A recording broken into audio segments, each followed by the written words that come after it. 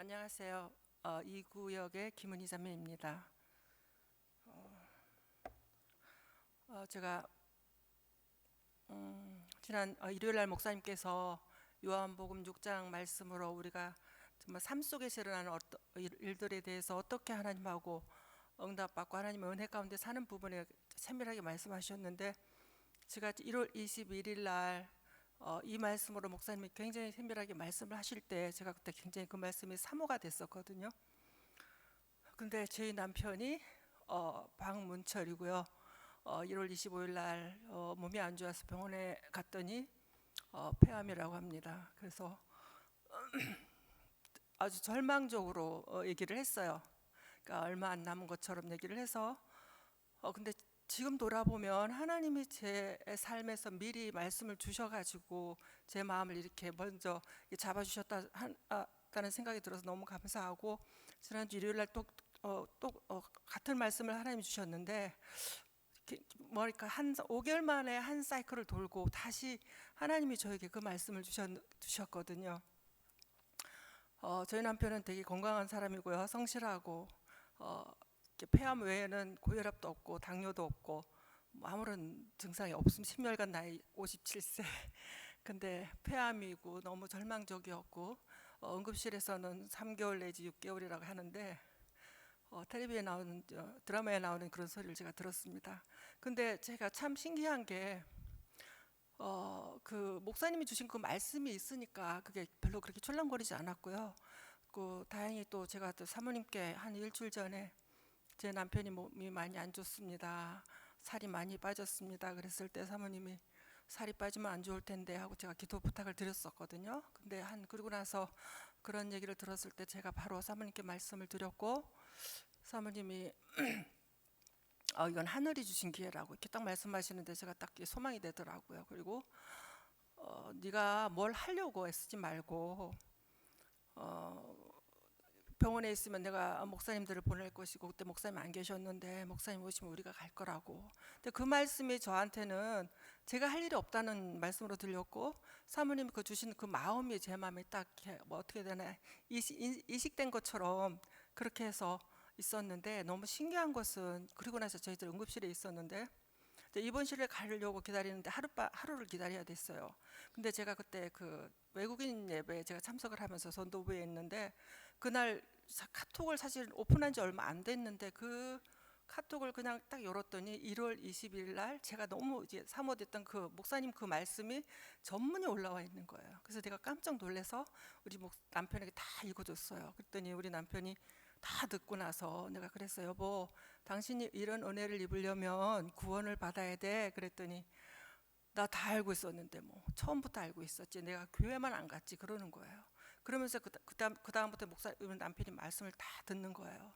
그리고 나서 제가 이제 입원실로 갔는데, 병실로 갔는데 제가 우리 남편한테 뭘 해야 될지를 모르겠는 거예요. 그래서 복음반을 틀어야 되겠다. 그래서 복음을 반을 말씀을 이렇게 들었는데 그 이한규 목사님 말씀을 이렇게 1강을 딱 들어줬고, 그런데 우리 남편이 말씀이 들어가더라고요. 그러고 나서 1장, 2장, 2강, 3강, 4강, 5강을 다 들었어요. 제 남편이 또 이렇게 성격이 되게 꼼꼼하고 주밀하거든요. 근데 목사님 되게 주밀하게 얘기하는 걸 다 듣고는 갑자기 나 질문이 있다고. 그때 뭐냐고 그랬더니 그럼 구원 이렇게 해서 받았는데 그럼 어떻게 사냐고. 그래서 그리고 나서 이제 제가 이제 저희 집은 병원에서 굉장히 가까워요. 그래서 제가 이제 그러면서 제가 아들을 불렀어요. 제 아들이 홍콩에 있는데 아빠가 이런 사정이라 그랬더니 당장 왔더라고요. 그래서 아들하고 이제 하면서 집에 가서 책을 갖고 왔는데, 저희 남편이 평상시에 책을 많이 읽어요, 집에서. 근데 뒤에서 벗어나 한참 우리가 전도할 때 그 책을 갖다 주면 치우고, 갖다 주면 치우고, 다른 책은 열심히 읽는데, 근데 그날 그리고 나서 저희 남편이 어느 날 밤에 그 책을 다 읽더라고요. 그리고 다음 날도 읽고, 그러면서 계속 책을 읽으면서 제가 이제 그러면서 우리 남편하고 대화가 되는 거예요. 사실은 그 전에 뭐 크게 뭐 부딪히거나 그러지는 않아도 여러분들이 많이 경험하다시피 정말 이렇게 구원을 안 받으면 남편끼리 그거 복음 전하려고 엄청 부딪히잖아요. 그래서 저도 그런 싸움을 싸웠고 하다 이제 소강 상태가 돼서 더 이상 할 말이 없을 때 진짜 하나님이 정말 정확하게 우리 남편에게 사모님 말씀하신 것처럼 하늘이 주신 기회로 저는 남편을 구원하시겠다는 그 계획이 보였어요. 그러면서 계속 말씀을 읽어주고, 그러면서 제가 이제 죄사함에서 벗어나 죄에서 벗어나 읽고 나서 그다음에 믿음과 회개, 그다음에 목사님의 교자씨 하나 계속 읽으면서 이제 저 남편이 사실은 그때는 되게 이렇게 의식이 없고 힘들었을 때 한 번은 믿음과 회개를 읽고 나서 이렇게 얘기를 하는 거예요. 내가 목사님 책 읽고 기도문을 2개를 만들었대요. 근데 내가 잘 기억을 할 수가 없대. 잘 외울 수도 없다고.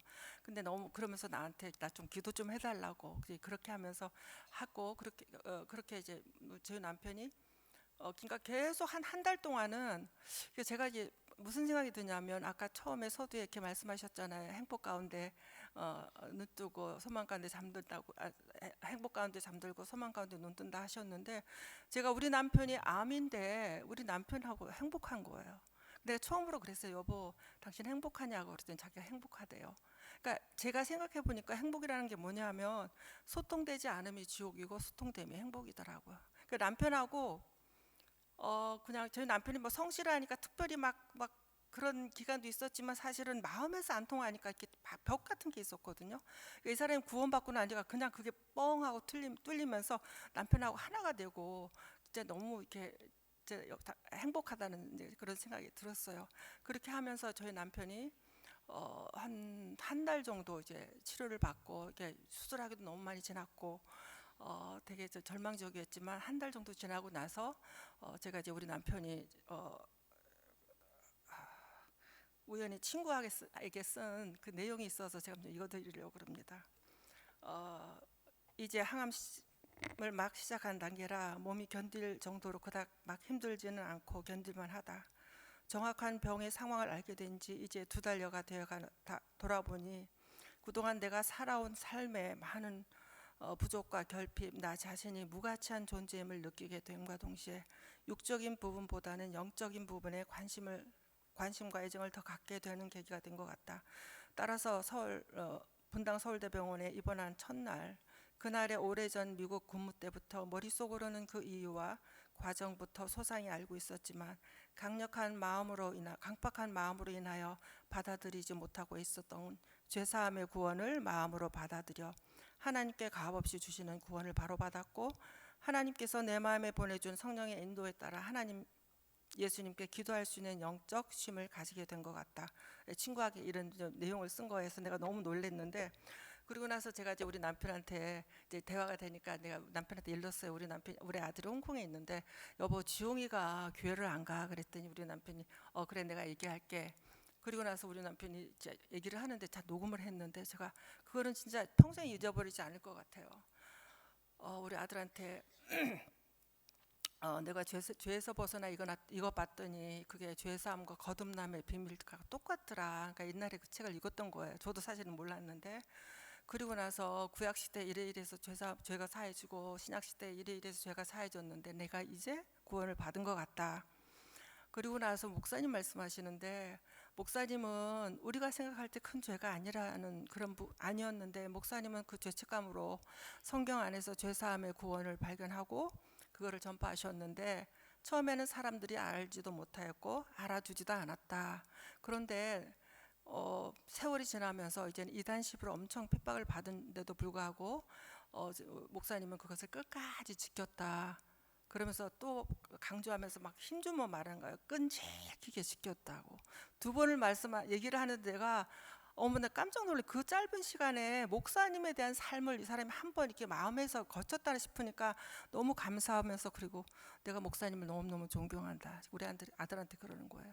그리고 내가 구원받고 성령의 인도를 받고 살아야 되는데 내가 한 번도 그렇게 못 살았다. 내가 우리 가족들을 구원을 해야 되는데 나에게 주어진 삶이 짧을지도 모르고 길지도 모른다. 내가 우리 아들한테, 내가 너한테 특별히 2가지를 부탁하고 싶은데, 한 가지는 너 다 알고 있잖아. 우리 아들도 구원의 이론은 다 있어요. 옛날에 미국 살 때 저희 애들이 이제 제 핍박 받으면서 교회를 나갔거든요. 제 아들하고 딸하고. 근데 이렇게 다 알죠. 그리고 뭐 세계대회도 한번 왔었고, 멕시코 뭐 이런 세계대회도 많이 참석을 했는데, 너 다 알고 있지만 죄에서 벗어나 책을 읽어라. 그리고 홍콩에도 교회가 있다는데 홍콩 교회를 나가. 그리고 젊은 애가 믿음으로 사는 게 쉽지는 않을 거야. 내가 너한테 매일 교회 나가라는 소리도 아니다. 네가 조금씩 조금씩 믿음의 삶을 살게 되면 너 삶에 굉장히 유택할 거라고. 그러면서 두 번을 얘기하는데 내가 특별히 너한테 두 가지를 부탁한다. 그때는 마치 유언처럼 얘기를 했어요. 그런데 그러면서 어쨌든 우리 남편이 절망하지 않고, 그러면서 이제 우리 남편도 막 이게 빠지지 않더라고요. 이게 병에 빠지지 않고, 사실 그리고 고통이 없어요. 이게 폐암으로 오는 어떤 통증은 없더라고요. 살이 많이 빠져서 기운이 없고 좀 이제 근육이 많이 빠지니까 기운이 없을 뿐이지 뭐 다른 건 별로 괜찮았어요.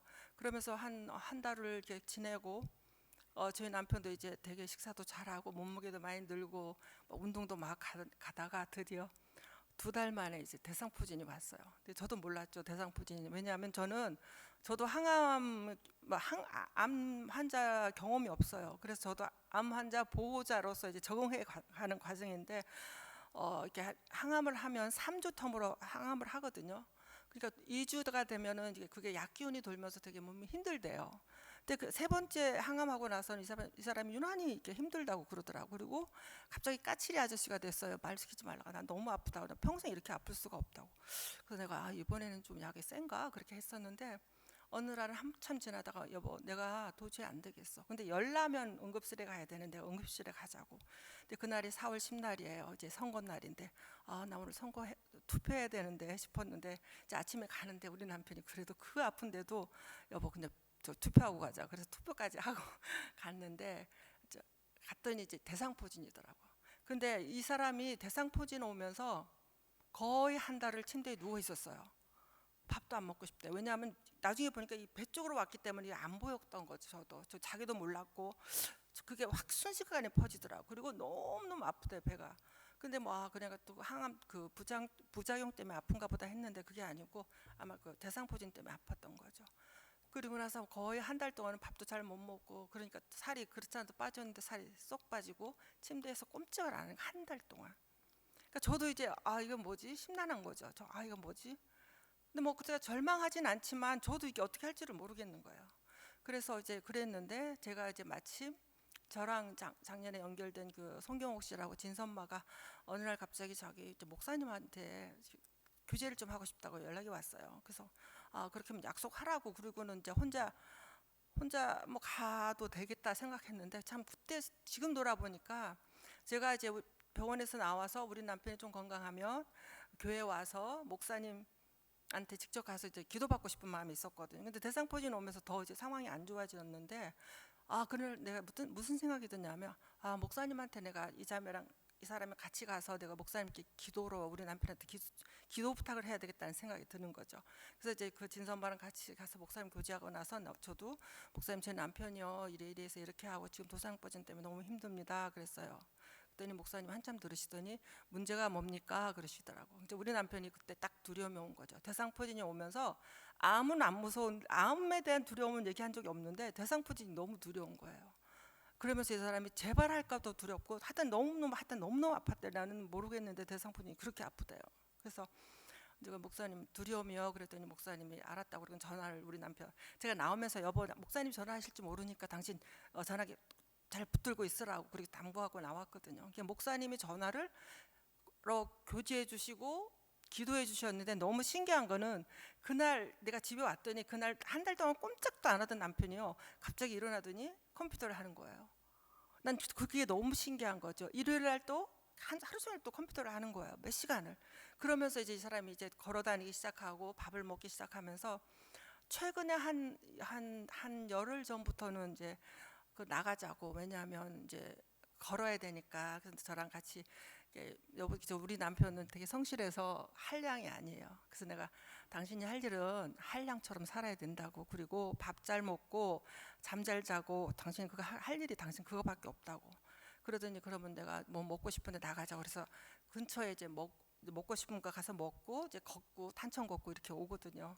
그래서 요즘은 거의 그냥 이것저것 제가 살이 막 찌고 있습니다. 남편 따라 먹다 보니까 남편이 먹고 싶은데 그냥 따라가서 그냥 먹어요. 잘 얻어 먹고 있습니다. 그러면서 이제 지금은 최근에는 그러면서 되게 이렇게 마음이 밝아지고 또 그 식사를 안 한 이유가 아파서서 안 한 것도 있지만 이게 배 쪽이 아직도 그 통증이 좀 남아 있으니까 그게 이렇게 배가 이제 부르면 이제 자극이 가잖아요. 그러니까 그게 아프다는 거죠.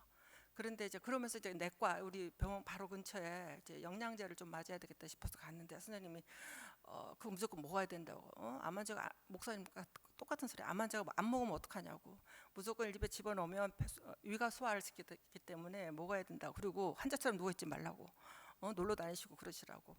그런데 참 그것도 이제 하나님의 그 의사에게도 또 하나님이 이렇게 일을 하신다 싶어요. 그래서 너무 신기하고 지금 저희 남편이 이제 그러면서 이제 처음에는 목사님 말씀만 듣고 성경 목사님 책 읽고 우리 집에 이렇게 쌓여 책 읽고 그다음에 성경 읽고 그러더니 대상포진 읽고 하고 나더니 뭐 언제 이게 이제 성경도 안 읽고 말씀도 안 듣더라고. 근데 요즘은 다시 아침 일어나면 밥 먹고 목사님 말씀 틀고 또 오늘도 아까 나오면서 또 김영선 목사님 말씀 틀어주면서 목사님이 코로나 때문에 이렇게 덕분에 이렇게 했잖아요. 그래서 내가 오늘 나오기 전에 여보 당신 폐암 덕분에 당신 구원받았고 이렇게 행복하게 살지 그렇게 나왔는데 오늘 제가 간증할 생각을 사실 못했는데 지금 나왔습니다.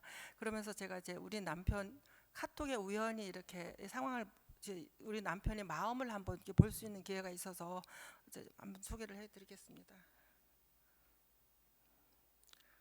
아까 이거 드린 거는 대상포진 오기 전에 얘기였고 이제 대상포진하고 나서 2달 지나고 나서 그간 치료와 회복에 안간 힘을 쏟아 자신감을 가져왔는데 3차 항암 치료에서 자신감이 좀 지나쳤나 의사나 나나 항암 약물 배합을 좀 세게 해도 견딜 수 있지 않을까 하여 했더니 그게 좀 과했던지 그만 대상포진으로 악화 발전하여 2달여 동안 참 많은 고통을 견뎌냈네.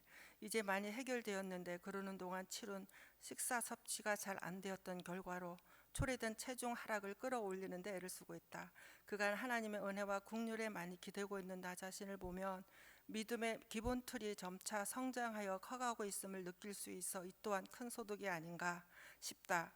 어쨌든 이겨나가려고 애쓰고 있으니 하나님께 많이 기도한다. 부탁한다.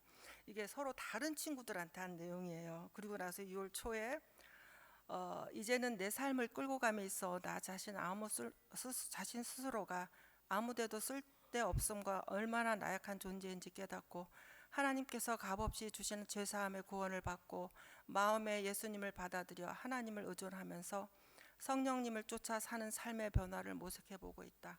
이번 일이 하나님께서 짐짓 주시는 고통이 아닐까 하고 생각해 보면서 이렇게 돌이킬 수 있도록 기회를 주시는 하나님의 은혜를 입는 삶의 변화를 상고해 보는데 마음을 쓰면서 항암 치료 기간을 보내려 하고 있다. 기도해 주기 바란다. 고맙다. 제가 이제 이거를 읽으면서 옛날에 읽었던 책이 그런 거 있어요. 그 잠수함의 함장이요. 배 상황, 바다의 상황을 보려면 이제 잠만경을 본대요. 잠만경을 보고 이게 안전한지 안 한지. 근데 그 목사님이 이렇게 우리가 목사님 항상 마음의 세계를 말씀하시면서 우리 그 사람의 상태를 보려면 마음을 본다고 그러잖아요. 그러니까 같은 얘기더라고요. 그래서 제가 우리 남편이 친구한테 쓴 이 내용을 보면서 저도 마치 함장이 그 이렇게 잠만경을 보는 것처럼 우리 남편 지금 마음에 하나님이 끊임없이 계속 일하고 있고 우리 남편이 마음에서 하나님을 의지하고 하나님의 은혜를 받는 그 인도가 있다는 마음에 너무 감사하고 또 제가 또 많은 식구 저희 구역 식구도 그렇고 지역 식구도 그렇고 교회 전체가 기도해 주시는데 특별히 목사님과 사모님이 좀 기도해 주시고 한번 사모님께서 이제 제 남편이 이제 2번 교회에 나왔거든요. 지금은 나오고 싶은데 지금 오래 앉아 있기 좀 힘들어. 아직 살이 좀 빠지니까. 그리고 좀 가래기침이 있어가지고 지금 좀 이제 금방 나올 텐데 사모님께서 그 말씀을 해주신 게 제 마음에 이제 품고 있는데 하나님이 바로 데려가려면 병원에서 못 나온다고. 그때 저희들이 예배당에 나왔던 걸 보시고 하나님이 예배당에 앉혔다는 것은 살리려고 하시는 거라고. 그리고 산다고. 그리고 그 하나님 우리 남편이 교회에 큰 간증이 될 거라고 그렇게 말씀하시고 많은 가족들도 구원할 거라고 말씀하셨는데 제가 이제 그 말씀을 저도 마음에 품고 있는 거죠. 그러면서 진짜 어제 목사님 하신 그 말씀에 정말 이렇게 제가 간절하게 이렇게 생각나는 게 정말 하나님 이거는 하나님이 아니면 안 됩니다. 정말 이건 하나님이 해주셔야 됩니다 하는데 제가 우리 남편의 상황 딱 그건 거예요. 하나님 안 해주면 안 되고 또 이 일이 해결됐을 때 정말 이게 하나님만 내가 얘기할 수밖에 없는 그런 상황에 하나님 두셨는데 어, 저는 이게 다른 사람 들으면 이제 이 상황에서 행복하다 그러면 이제 미친 소리라고 하겠죠. 근데 정말 행복하고 남편하고 지금 거의 같이 딱 붙어 신혼처럼 좀 맛있는 거 먹고 걸어 다니고 또 같이 이렇게 하루를 보내고 이제 그러고 있습니다. 여러분 많이 기도해 주셔서 감사하고요. 계속 기도 부탁드리겠습니다.